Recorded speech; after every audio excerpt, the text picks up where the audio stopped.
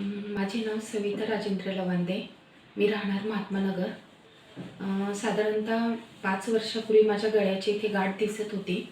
मग मी इथे सरांकडे आले. सरांनी मग ती गाठ बघितली. त्याच्यानंतर सरांनी सांगितलं का तुमचं थायरॉईड हाय लेवलपर्यंत गेलेला आहे. सरांनी मग ते नंतर मला मेडिसिन वगैरे चालू करून 2 महिन्यात ते कवर केलं. तर वर्ष ते 1.5 वर्ष मला त्याची मेडिसिन वगैरे चालू होत्या आणि मी नंतर स्वतःहून मला फरक जाणवला. पण सरांनी मला सांगितलेलं होतं का बंद करू नका. मी घरातले काही प्रॉब्लेममुळे मी ते मेडिसिन बंद केल्या. आत्ता 3 ते 4 महिन्यापूर्वी परत थायरॉईडचं डिटेक्ट झालं. टेस्ट केल्यानंतर ते कळालं, पण गळ्याला गाठ वगैरे काहीच नव्हते. परत पहिल्यासारखंच हाय लेवलला गेलेलं होतं. आता परत सरांनी ते कवरमध्ये आणलेलं आहे.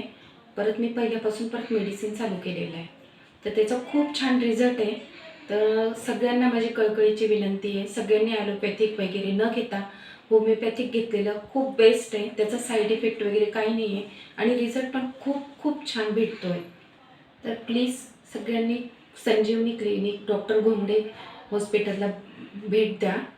तर कृपया सगळ्यांना विनंती का कोणीच ट्रीटमेंट अर्धवट बंद करू नका, जशी मी बंद केली. ट्रीटमेंट कंटिन्यू ठेवा, तर तुम्हाला नक्की त्याचा फरक जाणवेल. थँक्यू.